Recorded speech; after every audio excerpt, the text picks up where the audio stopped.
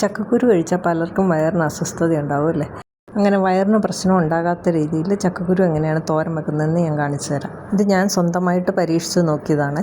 ഈ ഒരു രീതിയിൽ ചക്കക്കുരു ഉണ്ടാക്കി കഴിച്ചു കഴിഞ്ഞപ്പം വയറിന് ഒരു പ്രശ്നം ഉണ്ടായിരുന്നില്ല. അപ്പം ഞാനിവിടെ കുറച്ച് വെളുത്തുള്ളി, ഇഞ്ചി, പച്ചമുളക്, സവോള എടുത്ത് വെച്ചിട്ടുണ്ട്. വെളുത്തുള്ളി ടേസ്റ്റ് ഇഷ്ടപ്പെടുന്നവർക്ക് കുറച്ച് കൂടുതൽ ഇടാം കേട്ടോ. പിന്നെ ഇഞ്ചി ഒരുപാടാകരുത്, എന്നാൽ ഇഞ്ചിയുടെ ടേസ്റ്റ് വരുകയും വേണം അതിനകത്ത്. അപ്പോൾ ആ രീതിയിൽ ഇഞ്ചി എടുക്കണം.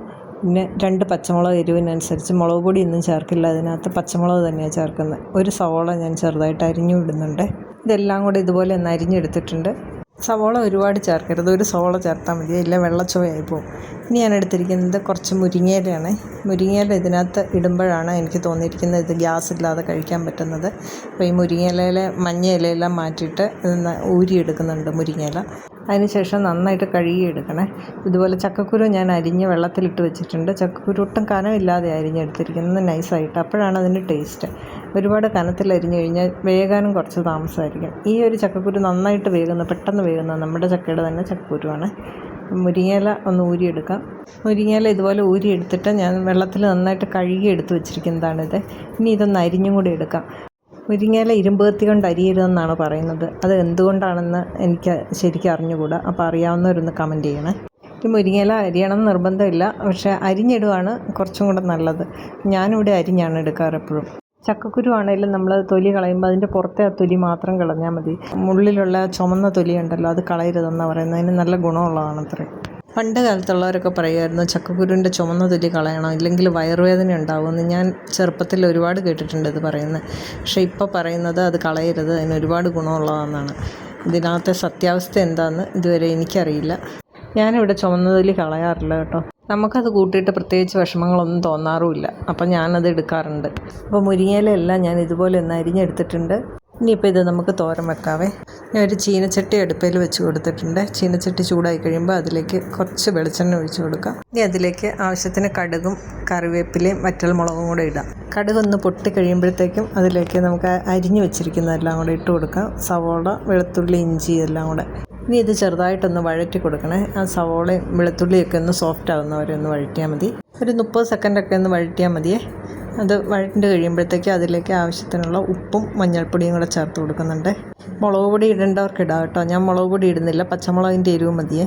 എല്ലാം കൂടെ ഒന്ന് മിക്സ് ചെയ്തിട്ട് അതിലേക്ക് നമ്മൾ അരിഞ്ഞു വെച്ച ചക്കക്കുരു ഇട്ട് കൊടുക്കാം. ഈ ചക്കക്കുരുവിൻ്റെ ഒപ്പം ഞാൻ എൻ്റെ കയ്യിൽ ഒരു മുരിങ്ങക്കായ ഉണ്ടായിരുന്നു, അതും കൂടെ ഒന്ന് കീറി ഇട്ട് കൊടുക്കുന്നുണ്ട്. മുരിങ്ങക്കായ ഇടണമെന്നില്ല കേട്ടോ, ഞാൻ ഒരെണ്ണേ ഉള്ളായിരുന്നു, അത് കളയണ്ടെന്ന് വിചാരിച്ചിട്ടിട്ടതാണ്. എല്ലാം കൂടി ഒന്ന് മിക്സ് ചെയ്തിട്ട് ഇതിനകത്തേക്ക് അല്പം വെള്ളം തളിച്ച് കൊടുത്തിട്ട് ഒന്ന് അടച്ചു വെച്ച് വേവിക്കണേ. ചക്കക്കുരു പെട്ടെന്ന് വേകുന്ന, മുരിങ്ങക്കായ്ക്കാണ് പിന്നെ ഇച്ചിരി താമസം വേകാനായിട്ട്. പക്ഷേ വെള്ളം തളിച്ചിട്ട് അടച്ചു വെച്ച് കഴിയുമ്പോൾ അത് പെട്ടെന്ന് അങ്ങ് വെന്തോളും. വേകുന്ന ചക്കക്കുരു ആണെങ്കിൽ അല്പം മാത്രം വെള്ളം തളിച്ച് കൊടുത്താൽ മതി കേട്ടോ. ഇനിയിപ്പോൾ ഇത് ചെറിയ തീയിലിട്ട് അങ്ങ് മൂടി വെക്കാവേ. ഇടയ്ക്കൊന്ന് തുറന്ന് നോക്കിയോണം അടിക്ക് പിടിക്കാതെ, കാരണം വെള്ളം കുറവായതുകൊണ്ട്.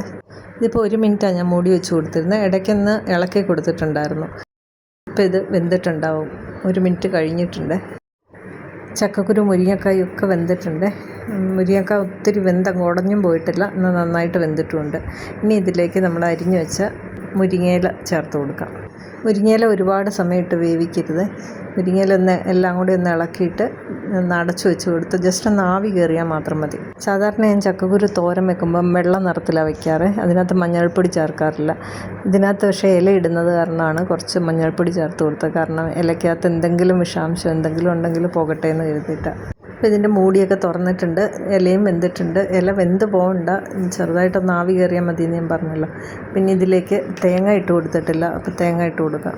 തേങ്ങ അരച്ചൊന്നുമല്ല ഞാൻ ചേർക്കുന്നത്, വെറുതെ ചിരണ്ടിയ തേങ്ങ അങ്ങ് ഇടുകയുള്ളൂ. 2-3 സ്പൂൺ ഇട്ട് കൊടുക്കുക. തേങ്ങയൊക്കെ ഓരോരുത്തരുടെയും ടേസ്റ്റ് അനുസരിച്ച് ഇട്ട് കൊടുത്തോണം. ഞാൻ ഇവിടെ കുറച്ച് തേങ്ങ ഉപയോഗിക്കാറുള്ളൂ, അതുകൊണ്ട് 2-3 ടീസ്പൂണേ ഇടുന്നുള്ളൂ. ഇതിനി ഒന്ന് ഇളക്കി എടുത്തു കഴിഞ്ഞാൽ നമ്മുടെ ചക്കക്കുരു മുരിങ്ങയില തോരൻ റെഡി ആയിട്ടുണ്ട്. ഈ രീതിയിലൊന്ന് ഉണ്ടാക്കി നോക്കിയോ, ഒരിക്കലും ഗ്യാസ് ഉണ്ടാവില്ല. വയറിന് എന്തെങ്കിലും പ്രശ്നമുള്ളവർ ഈ രീതിയിൽ ഉണ്ടാക്കി കഴിച്ചു കഴിഞ്ഞാൽ ഒരു കാരണവശാലും ഗ്യാസ് ഉണ്ടാവില്ല. ഇത് ഞാൻ പല പ്രാവശ്യം ഉണ്ടാക്കി പരീക്ഷിച്ചതാണ്. അപ്പം വീഡിയോ ഇഷ്ടപ്പെട്ടിട്ടുണ്ടെങ്കിൽ ലൈക്ക് ചെയ്യാനും സബ്സ്ക്രൈബ് ചെയ്യാനും ഷെയർ ചെയ്യാനും പറയേണ്ട കാര്യമില്ലല്ലോ.